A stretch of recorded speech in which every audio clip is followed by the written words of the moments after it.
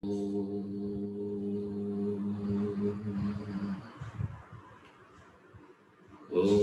Sahana Bhavatu Sahano Bhunaktu Saha Viryankaravavahai Tejasvinavadhitamastu ma Vidvishavahai. Om Shanti Shanti Shanti.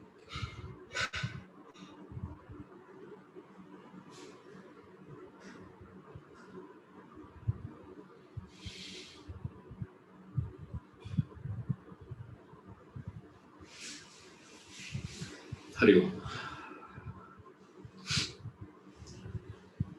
We have to begin with chapter 12, the 4 yogas. In the section 2, Practical Vedanta, we started the analysis, the basic understanding of a human constitution. What is a human being made up of? Having understood what is a human being made up of, the student is supposed to do the self-analysis. When he does the self-analysis, he comes to an understanding that he goes through 3 states of consciousness: waking, dream, deep sleep. And all these 3 were conditioned state, and he projects and posits the possibility of something beyond the 3. And that is being reconfirmed by the Shastras that there is a 4th state. And how am I to reach to that 4th state? How am I to experience that 4th state? How can I wake up from this slumber and get on to the 4th state? When he asks, that's where the 4 yogas chapter begins. So all this is understood. All this he has covered already. So now he is coming into, okay, how am I to reach there? What is that I have to do to get there? How can I experience that turiya, the 4th state of consciousness? How am I to experience that? When a student is asks, then this chapter begins, the 4 yogas. You can practice these 4 yogas. And in the chapter, he is enumerating the spiritual disciplines, the spiritual practices that is referred as yoga. Yoga is derived from the root yuj, means to join.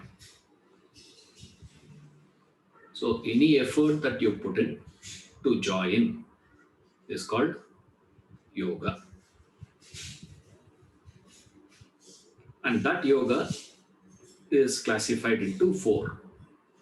There are 4 different yogas are there.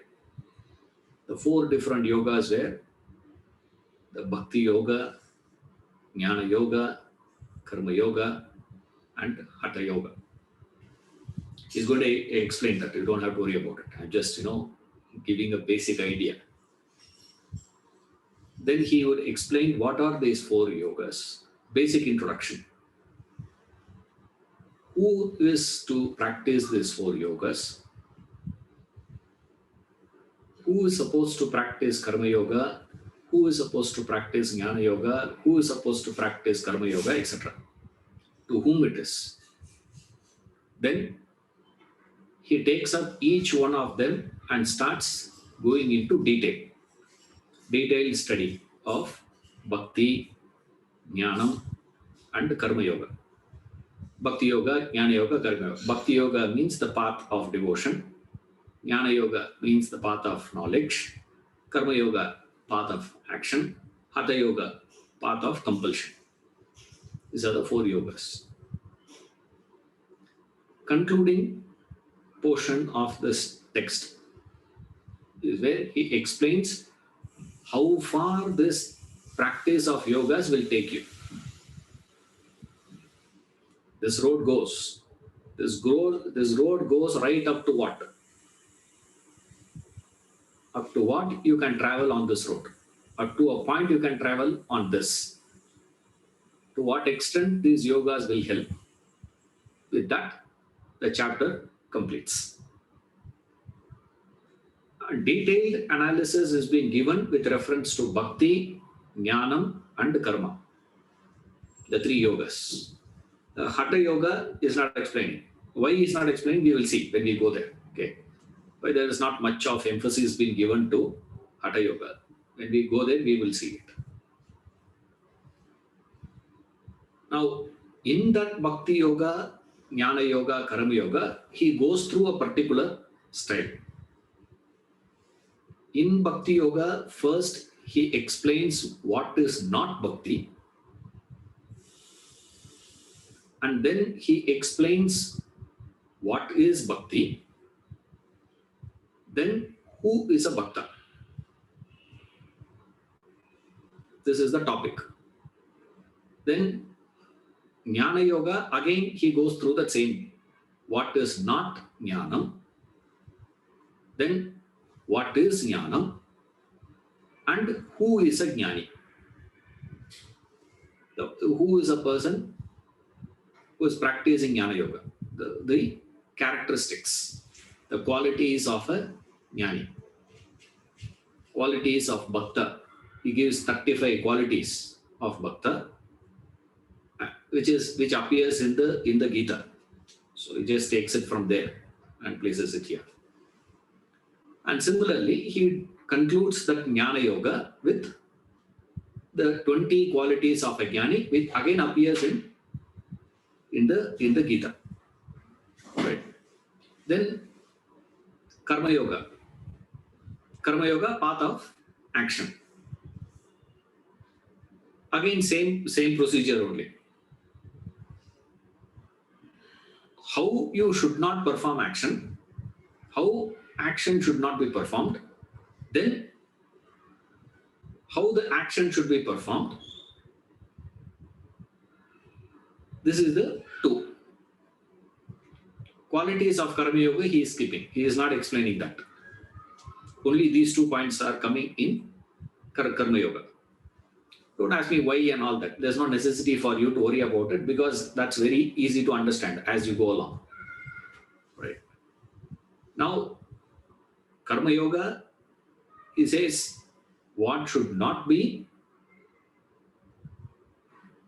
driving your actions.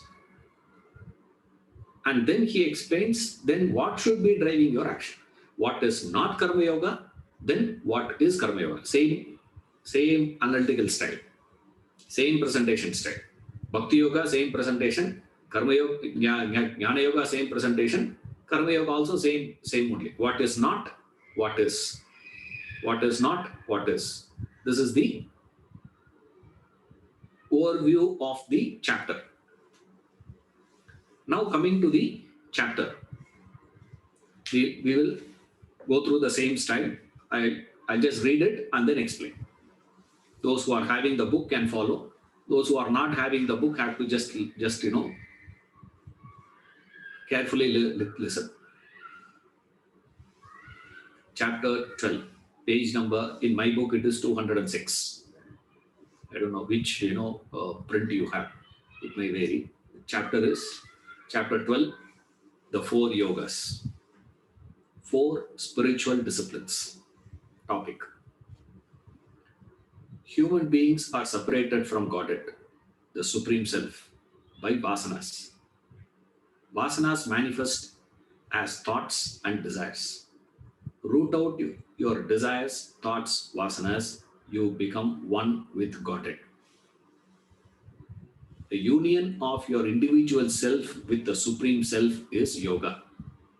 The merger of the conditioned consciousness, the ego, with the pure unconditioned consciousness. Yoga is derived from the Sanskrit root yuj. Yuj means to join, to unite.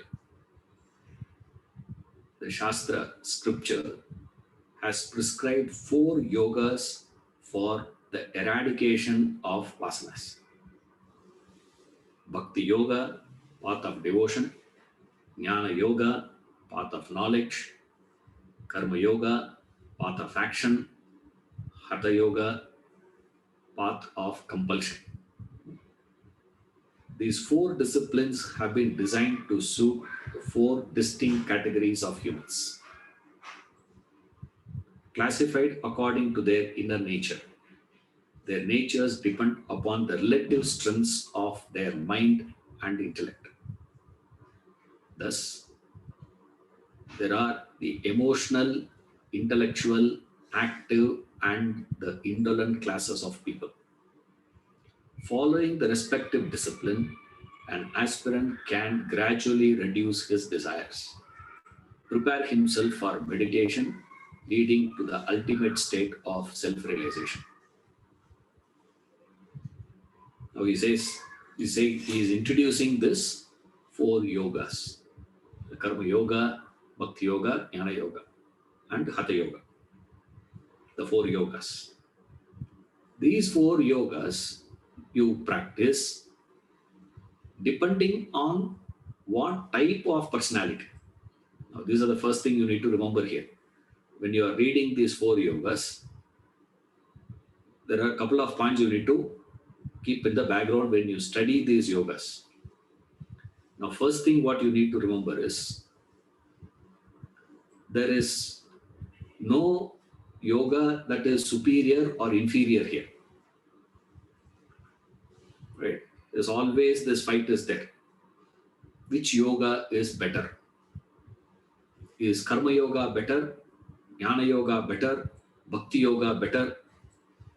Now, which is better? Now, what answer you have to give? An educated person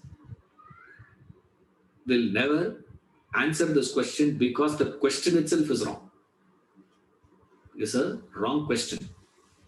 Which is better? This is what Arjuna goes on asking. Tell me whichever is better. There's no such thing called better. Remember, there is nothing superior or inferior in these yogas. Whenever you ask this question, better for whom? Unless you specify for whom, isn't it? 2 plus 2 equals 4. Is it easy or difficult? Getting the answer.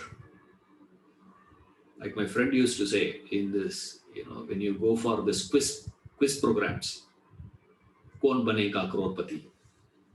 There are only two sets of questions they ask. One, difficult question. Two, easy set of questions. Ask her, hey, how do you know which is difficult question, which is easy question? The questions to which you know answer, easy. The questions to which you don't know the answer, difficult. Doesn't matter. You see, if you know, it's easy. To a child who is in kindergarten, 2 plus 2 equals 4 is a mystery. How on earth you can have 2 plus 2? How to add? How to divide? What is this thing called addition, subtraction, multiplication? This is so confusing for the child. Some of you may say, we are still confused. Still we get confused. So difficult for him. But for you, what is it? That's why we see the pitch is so difficult to play. That bowling attack is so difficult to play. For whom? So long as this batsman is batting, it looks so easy. Runs were flowing just like that. The moment he gets out, suddenly we say, what? Run rate drops. Why? It's easy for him to score. It is not easy for the other. So, whether bowling is easy or difficult, it's easy to score in spin bowling. It's easier to score in fast. To whom? Unless you specify to whom, you cannot discuss. But always we find this, people say that, In Kali Yuga, Bhakti Yoga is the best. You know, in Kali Yuga. And they quote, one verse in the scripture also they pick up and they quote. That's the ultimate one.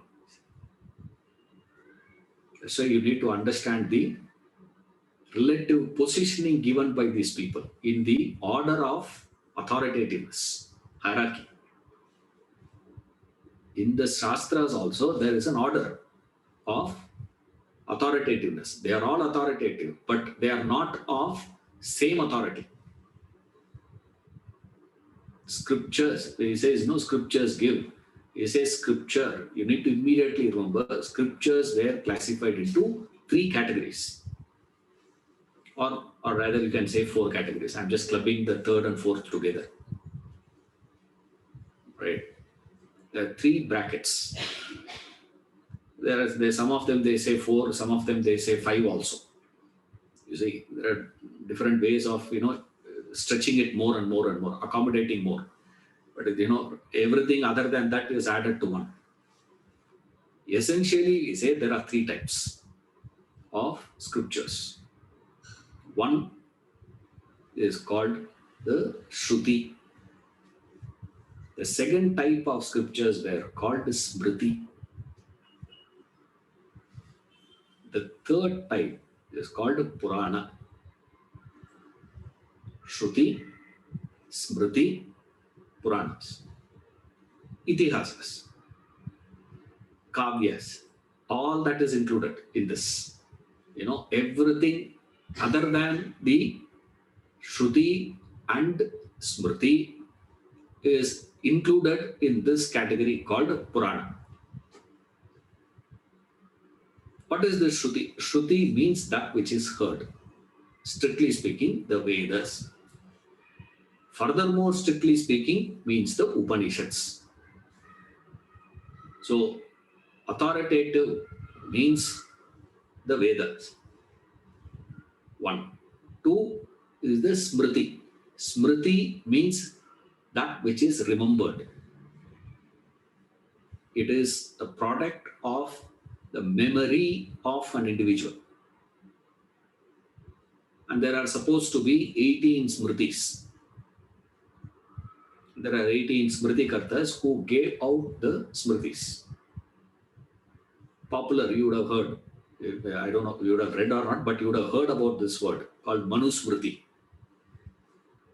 That's a Smriti, which is given out by Manu. It is the conclusions, the understandings of Manu. 2. Third one is the Puranas. Now, what is the connection, sir? Shruti, Vedas. Smriti, second category. Puranas, third category. What is the connection with the 3? Means Shrutis were not created by human intelligence. That's why it's called heard. It's revealed texts.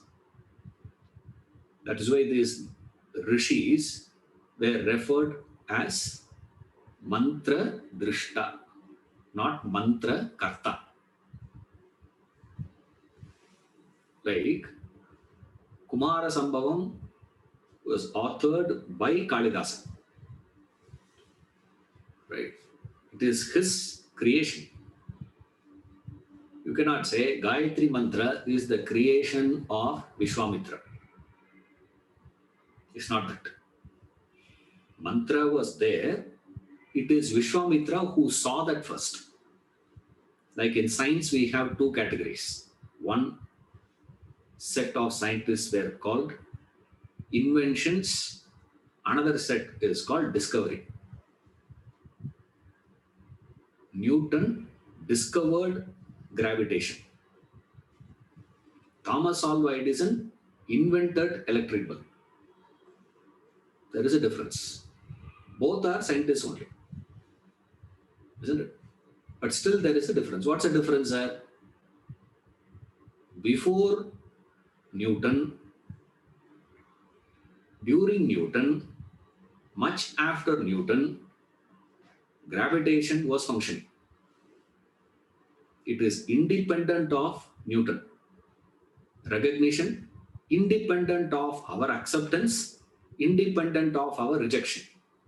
Whether we agree or we don't agree, whether we know it or we don't know it, gravitation continues.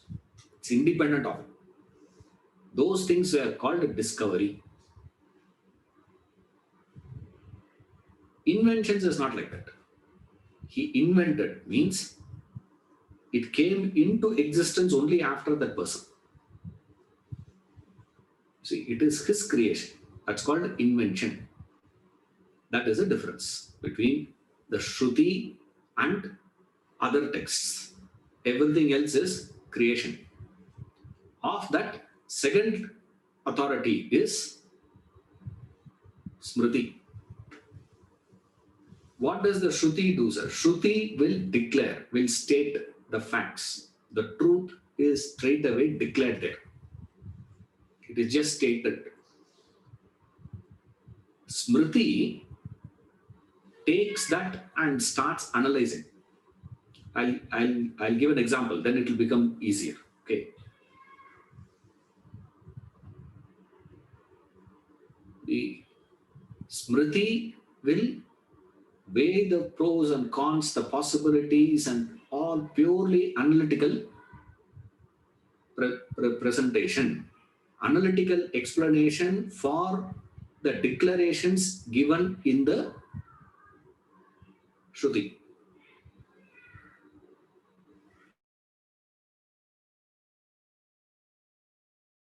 Rest of it, what they do is they explain the same Vakya, the statement, the truths declared in the Shruti, by creating a dramatic situation with a lot of dramatization and magnification. That is why Puranas were referred as a magnifying glass of the Vedas. It's a magnifying glass. It will exaggerate it and show, because you can't see it otherwise. It's like, we have this microscope. It will multiply that by 2000 times. It will magnify it by 2000 times and show.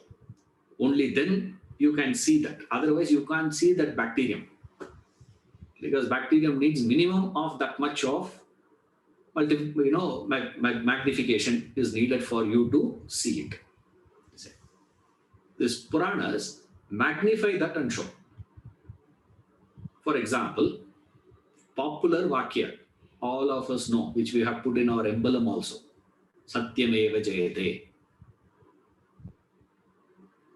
Truth alone wins.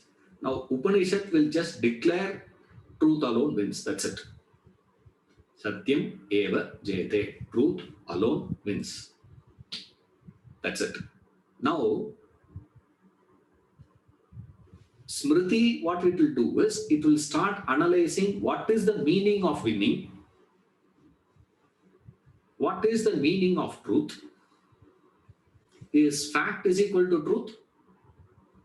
Is all facts equal to truth?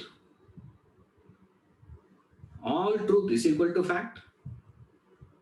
Truth, is it permanent or it is variable? Winning, is it relative or absolute? Conditional or unconditional? Then it will start analyzing all these factors, everything, and say how you can apply that in your life. What is truth for one person is not truth for another person. Then on what basis you have to understand the statement of the Shruti. Satyameva Jayate. How do you understand? Now, Puranas, what they do is, they take one character and spin around various situations and finally establish this. That's how we have the story of Harishchandra. You take that story of Harishchandra, and they spin around and demand, magnify that to extreme.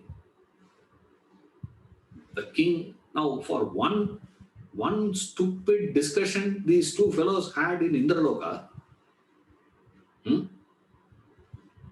some discussion they had one day in Indraloka, nothing else to gossip. Discussion, this is not like, what we are discussing now. It is like a tea shop, you sit and debate, like that they were sitting and debating there in Indraloka. The rishis and all will debate on what. If we sit, we will debate with reference to what? Politics. They debate what? See, each one have got their own likes, their own field. Now, all this, rishis got together, one high tea meeting they had. In that meeting, what discussion they will have? Each one started boasting about their disciples. And Vasishtha started boasting about his disciple, Harishchandra, Truth means Harishchandra. No. Immediately we know.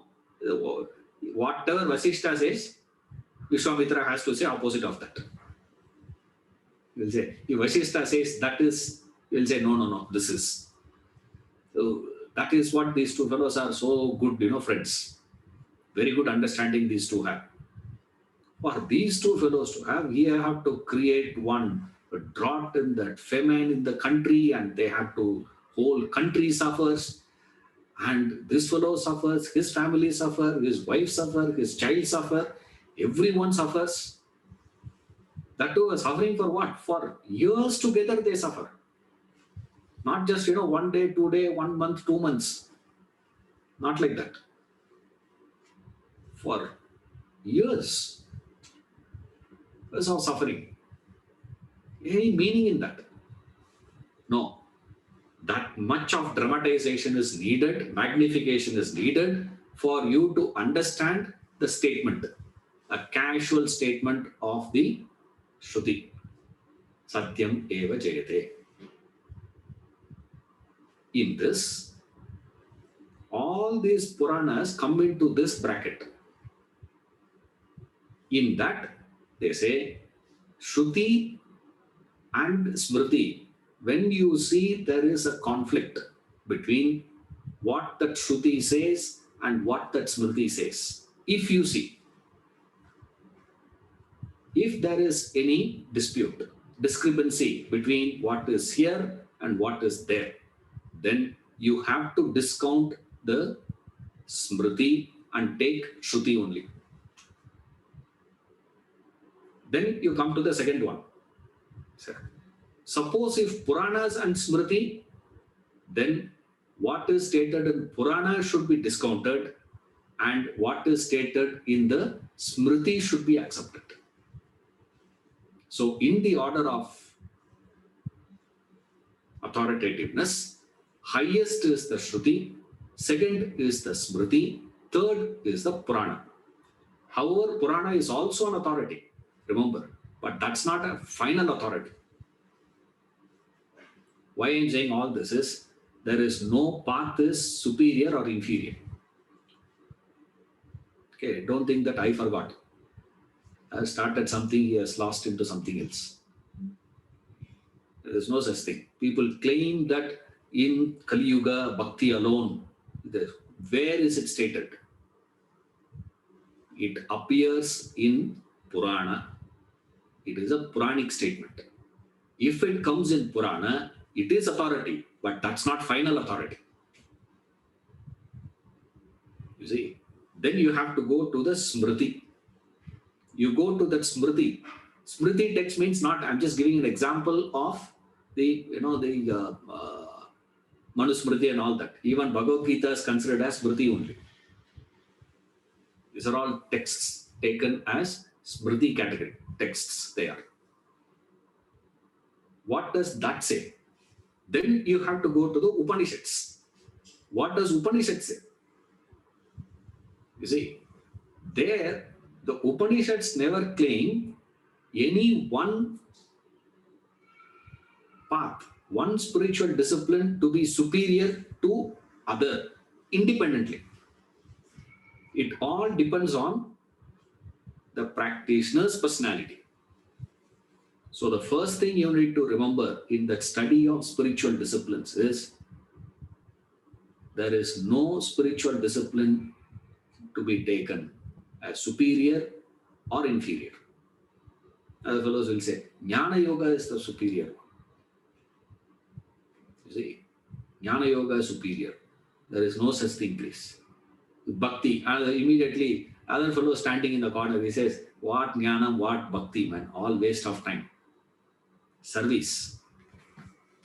You got to serve the world. That's the most important thing to be done. Now, three fellows will be constantly fighting without understanding the basic formula. Number one.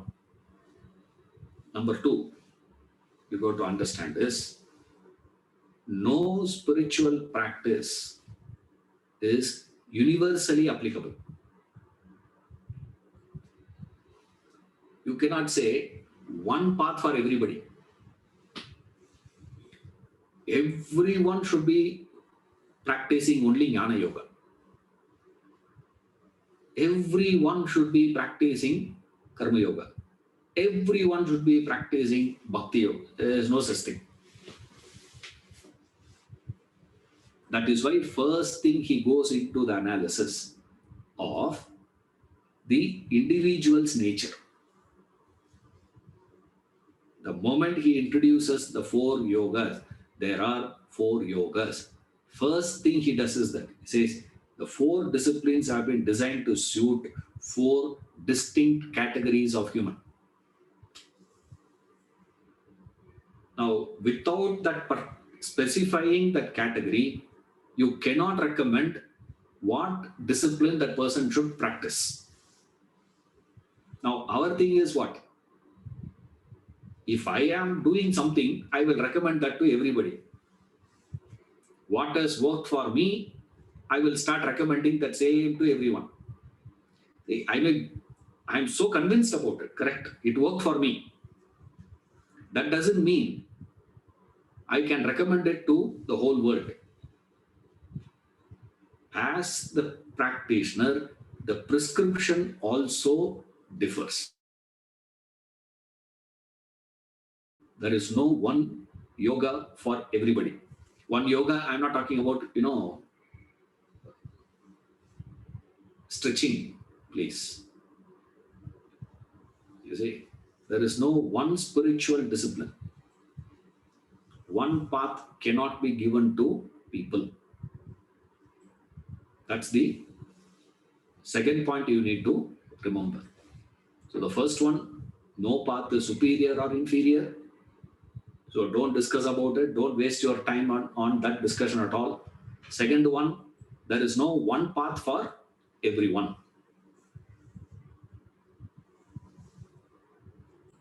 Then what is it? Then on what basis? The yoga should be practiced based on your personality. Whether you are emotional, first you need to ascertain. That is why earlier he has done the self-analysis. Earlier we have studied the human constitution and the self-analysis. Through that constitutional study and personality, we would have got this, that constitution. Like I just remembered this. The three things I was referring, the Shruti, Smriti, and Puranas. They say Shruti is like the constitution of India. Smriti is like various laws. Purana is like a judgment given by the courts in different cases. So the court judgment is also legal. Right? In that case, in this case, is taken in the legal system. Then you have law. If the judgment were to be conflicting with the particular law, Land Reformation Act. Various acts are there, right? If a judgment were to be conflicting with that, then you discount the judgment, take that law. If any act were to be conflict with the constitution, then the act is discounted, the constitution is taken as the final authority. Same way here. Shruti, Smriti, Puranas, Itihasas, etc. All that. So that's the equation. It just flashed, referring to the human, constitution. So you need to get to understand that now here when we use our constitution, we are referring to the composition, right? Composition of a human personality. What is a human being composed of? There, he says, there are four types, four classes of people. Who are they? Emotional, intellectual, active, indolent. These four types. Four types of people. To suit them, four types of yoga. For emotional, bhakti yoga. For intellectual, jnana yoga. For active, karma yoga. For indolent, hatha yoga. Then comes the most interesting point. He says, following the respective discipline, an aspirant can gradually reduce his desires. Now, this is the catch. You can be following, you can be practicing those disciplines, right? Doesn't make you a spiritual practitioner. You are practicing the spiritual disciplines by itself doesn't make you a spiritual practitioner. Just because you are doing all this. So, when does this happen, sir?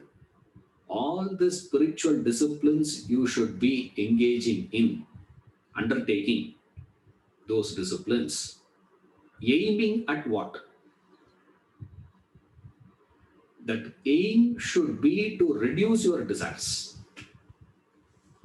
If that spiritual practices were practiced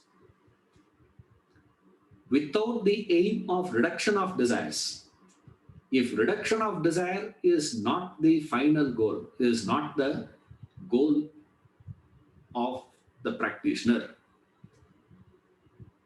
then it ceases to be spiritual. Then it is not yoga. That's the catch in this chapter, or in this introduction part. Introduction part, what you have to extract is, these are the points you extract out of it. First, you extract, it is no superior, inferior. Two, there's no one universal one.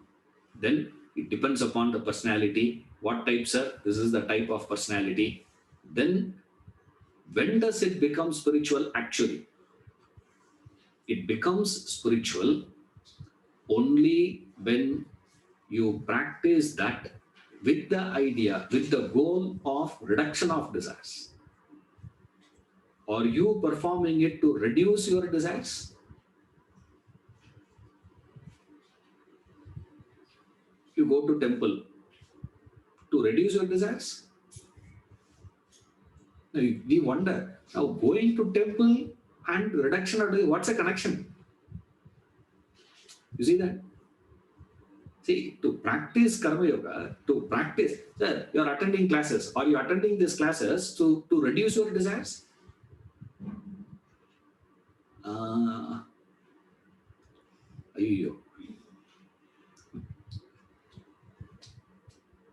Are you doing it for that purpose? Or is just, simply saying it? Reducing desires, reducing desires. If your agenda, if your goal is not the reduction of desires while practicing the spiritual practices, then what is your agenda? That's what Krishna classifies in the Gita. We recently saw in the Gita class, in the 7th chapter. He says there are 4 types of bhaktas. Artha, Arthati, Jignasu, Jnani. Our agenda is what? Material. Material. What is this material pursuit? Artharthi means the one who is, he goes to God for material wealth.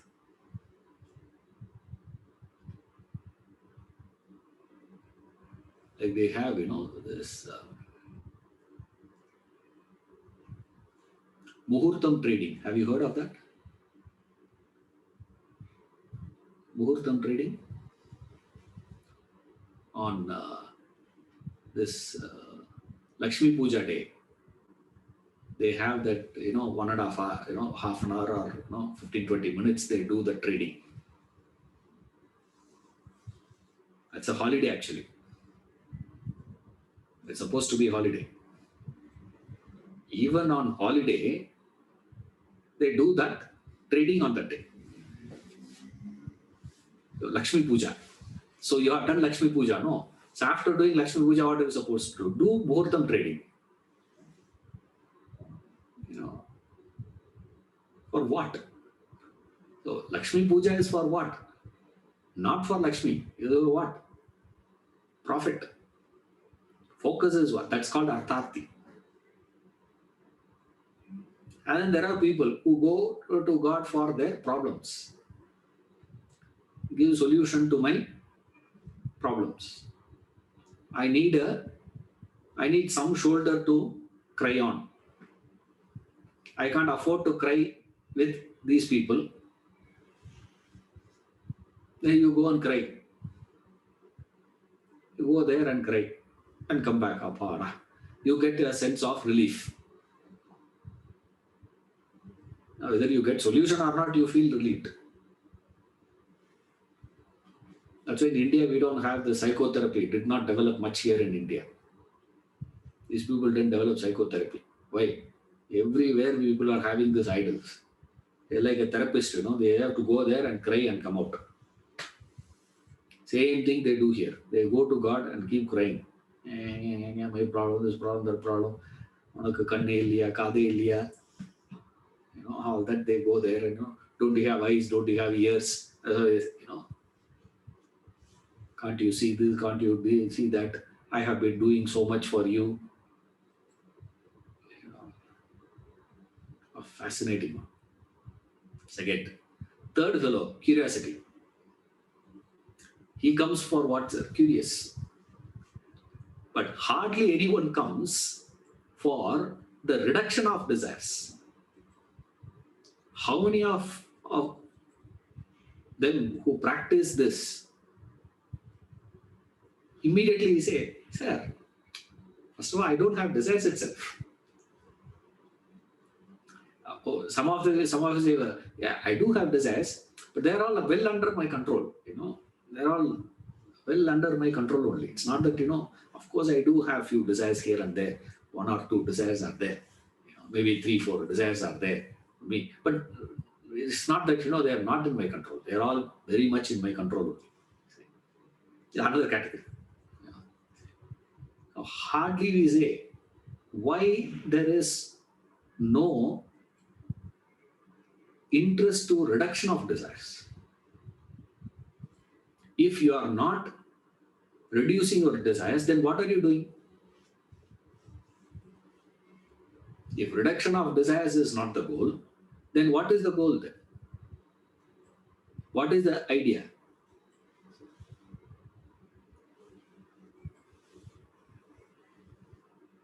And this is what is most interesting thing here. The catch in the first beginning itself, he clears. Starting point itself, he clarifies this. Without you having this clarity of what is reduction of desire got to do with the practices of bhakti. Bhakti practices and reduction of desires. Now, we go for this pilgrimage, no? People go. They perform yajna, right? You also go, perform yajna. You get that prasadam. Come back. He goes, you go. And then again what? Next yajna. And then what he does? He goes and performs that same yajna in another place. Then he goes and performs yajna in another place. Then he goes and performs yajna in another place. Like you go from one place to another place to another place. Like what we do, we don't do Havan. What we do, sir, we conduct classes from one place to another place to another place to another place. Okay. Now, what is teaching, speaking on Vedanta, or listening to Vedanta, reading Vedanta, got to do with reduction of desires? See, that establishing the link between the practices and the goal of reduction of desires is the crux in the spiritual practices.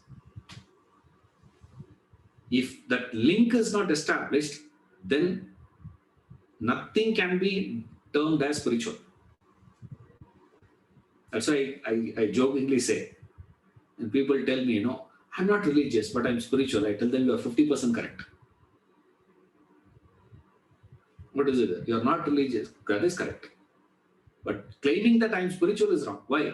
Because whatever so-called you practice as spiritual, are you doing it for the reduction of desires? That is what you need to underline here. Unless you are able to establish that link,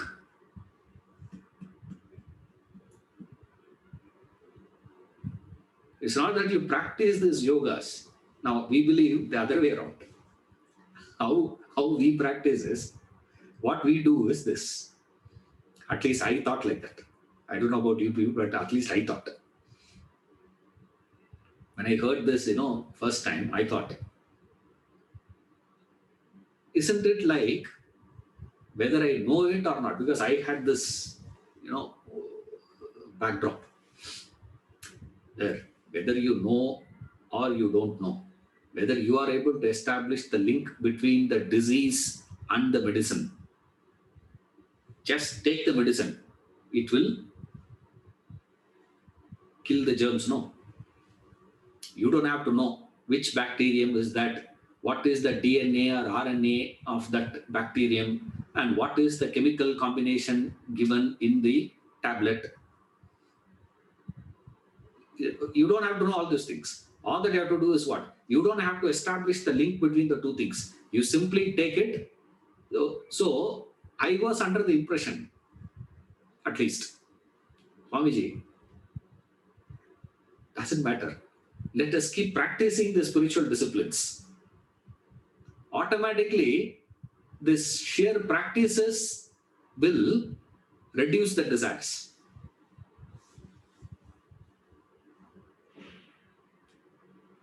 This formula doesn't work here. That will not happen here. This is exactly like expecting to join medical college, come out as a lawyer. That is not possible. You cannot go to a medical college and come out as a lawyer. But I wanted law, but I didn't know what, but I knew only this. I did want to work like that. Now here,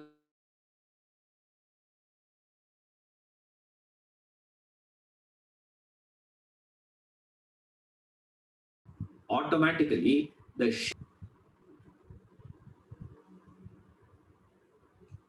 repeat, I don't know, there's suddenly, some disturbance was there. I repeat, because it's a very important point. The sheer practice of spiritual disciplines, following the spiritual disciplines by itself will not reduce your desires unless you establish the link.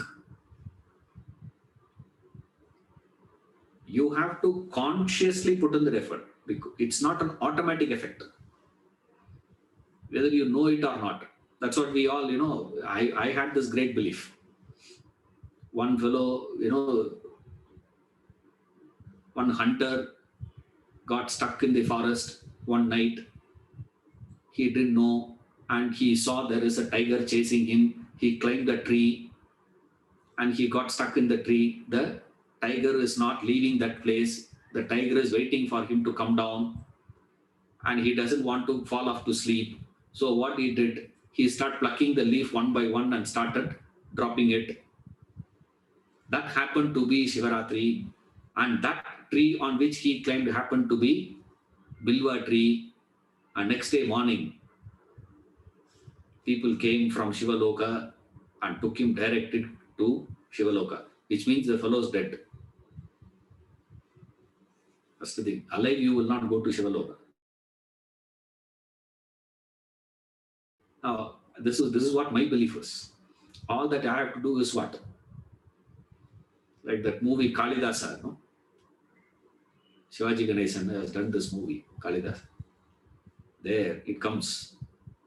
He goes to that Kali temple with 2 laddus. In the night, Kali appears and she asks him, hey, give me also, no. And this man says, okay, take both. He just gave both to her. And giving that, Kali gave him the entire wisdom. And he became such a great poet. After that movie, when we came out, I asked my mother, and the koil enga irukku? I asked, where is the temple? We can also go to the temple. Leave me in the temple alone with 2 laddus. Kali will come. I thought easy way to become Kalidasan. It doesn't happen that way, please. You cannot reduce your desires like that. You have to work. What makes these practices yoga? Union is this. Then what will inspire you to reduce your desires? That's the next question.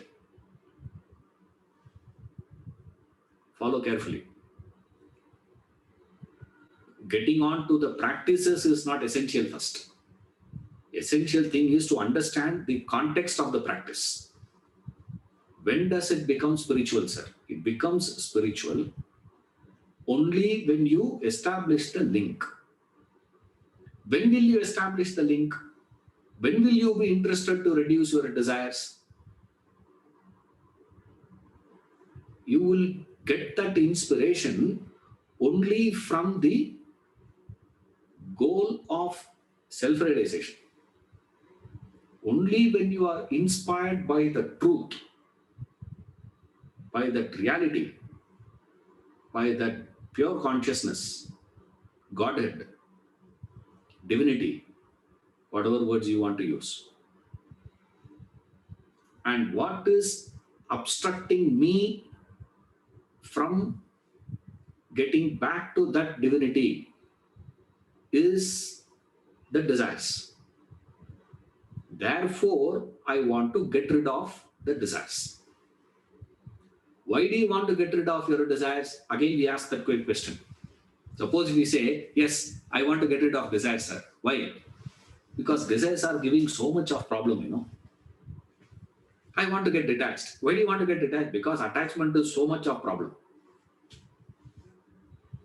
Therefore, get detached. Love at first sight, divorce at first fight. La? Formula. Today's formula. Love at first fight, divorce at first fight. Why do you want to get out? This person is such a problem, sir. Attachment is so much of problem. Therefore, I want to get detached. Then you are not getting detached. You are getting averse. Attachment to aversion, you move into. That's about it. That is not what it is. then why do you want to get rid of desires? Your interest is not in having the desire or getting rid of the desire. Your interest is to get back to the self, get back to the truth. I want to get back to the truth. And what is obstructing that is the desires. Therefore, I want to get rid of the desires. Now, why do you want to reduce your desires? Why do you want to get rid of it? Why do you want to move out of these desires? We perform these spiritual disciplines. The problem is not in the performance of the disciplines. Everyone performs these disciplines in some form, in some way or the other. Some amount of bhakti is there, some amount of jnanam is there, some amount of service is there, some amount of all this is there in everyone's life. But then it is not producing the desired effect. What is the desired effect? Your desires should reduce. Is that happening? That's not happening. If that is not happening, doesn't matter what you do. Why that's not happening, sir? Because they are not keeping the direction clear. Without the direction of your efforts being clear, there's no point in doing it. If the desired effect does not come, what happens is, why he says in the very beginning itself is, if you don't understand this, what will happen over a period of time is, you will start blaming the practices. I am also attending your class for the last so many classes. Some people will take without knowing. There are people who have been attending so many years actually. Nothing has happened. I am also coming to your temple every day. I am also doing this ritual. I am also doing that. Nothing has happened. Nothing has happened. Over a period of time, you would start blaming the very practice itself. The problem is not the performance, please. The real problem is keeping in the direction of your efforts. And to work for the reduction of desires is the most painful thing to do. To do it per se is not a problem. Doing it, on its own, mechanically performing those rituals, this, going to a temple or this, study, gaining this knowledge, all this, that's not the problem. The problem is you will not be inspired to why reducing desire is painful. And when you get fed up, then you would start looking out for, maybe this method is not correct. Maybe Vedanta is not correct. Maybe அந்த group try பண்ணலாம். Siddhanta we should try. Advaita Vedanta, maybe Vishishtadvaita we should try.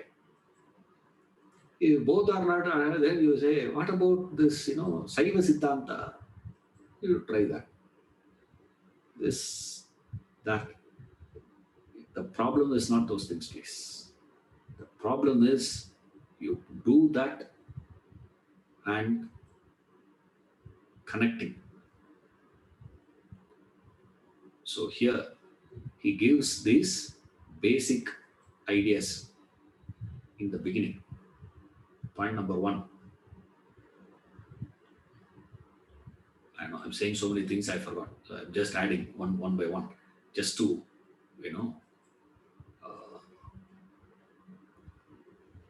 recap. First one, there is no universal practice. One path for everyone. Number 1. Number 2, there is nothing is superior or inferior. No path is superior, no path is inferior. Better, There's no such thing. Which is the best one? Give us all the four. Four is not one best. Of that, which is the best? There's no such thing. Then it depends upon your personality. And you go to proportion that four according to the proportion of your personality. Which means your personality consists of all four. You is equal to emotional plus intellectual plus active plus indolent.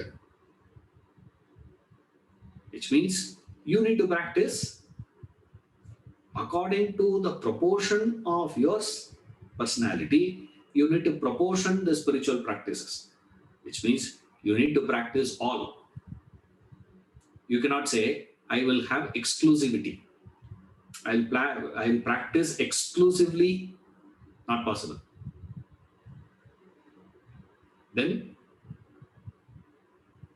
for what you are going to be practicing this spiritual, fourth point, to reduce the desires. When will you be inspired to reduce the desires? When will you be interested? Only when you want to get back to the self. Only when you understand how wrong it is to stay away from my own nature. Only when you that understanding will give you the second idea of then what is not allowing, what is obstructing is the desires. Therefore, I want to get rid of the desires. The first paragraph, these are the 4 points we extract from the paragraph. More we will see in the next class. Thank you.